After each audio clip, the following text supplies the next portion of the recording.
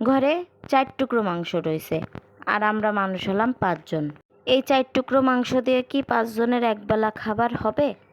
কোনো সমস্যা নেই, চলেন দেখে আসি এই 4 টুকরো মাংস দিয়ে কিভাবে কি করা যায়। যে রেসিপি বানাবো না, এই দিয়ে অনায়াসে 1 প্লেট ভাত মেরে দেওয়া যাবে না। আসসালামু আলাইকুম। তো চলুন শুরু করা যাক আমাদের আজকের রেসিপি। নিয়ে নিলাম সেই মাংসটুকু। এই মাংসটুকুকে আগে সুন্দর করে ধুয়ে রেখেছি। এখন নিয়ে নেব 2 মুঠ খানিক রসুন। বেশ অনেকগুলো রসুন নিতে হবে না। তারপর নিয়ে নিলাম বেশ খানিকটা কুচনো আদা। এরপর নিতে হবে না কতগুলো কুচনো পেঁয়াজ। এই পেঁয়াজটাই মূলত এই রান্নাটার মূল আকর্ষণ। কতগুলো কাঁচামরিচ এবং কতগুলো শুকনো মরিচ নিয়ে নিতে হবে না। মরিচটা আসলে যার যার টেস্ট অনুযায়ী নিতে হবে। এরপর সেই রসুন, পেঁয়াজ, আদা এবং মরিচগুলো ব্লেন্ডার জগে নিপিস করে বাইটে নিতে হবে না। এরপরে হচ্ছে আসল কাজ। যেই মাংসগুলো নিয়েছিলাম, এই মাংসগুলোরে এখন শিলপাটায় ভালো করে থেতলে নিতে হবে। এই রেসিপির এই স্বাদটাই হচ্ছে এই থেতলানো মাংসতে। মাংসগুলো ভালো করে থেতো করা হলেই এখন উঠায় রাখতে হবে।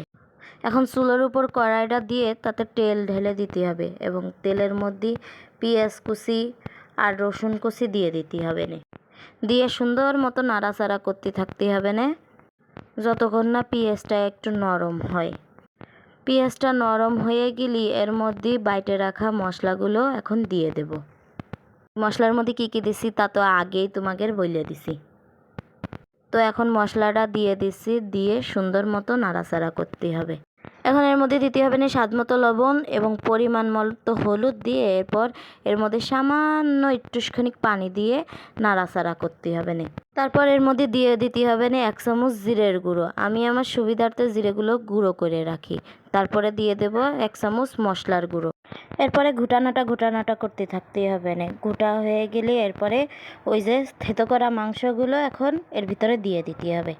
মাংসগুলো দেওয়া হয়ে গেলে এখন সুন্দর করে আবার নাড়াচাড়া করে মশলার সাথে মিশিয়ে নিতে হবে।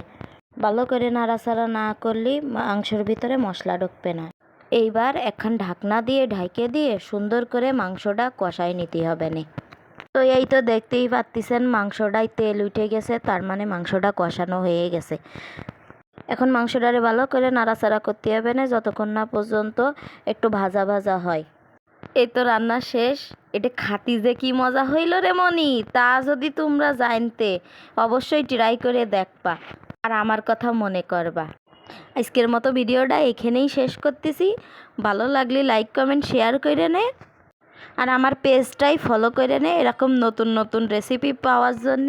ধন্যবাদ সবাইকে। আসসালামু আলাইকুম।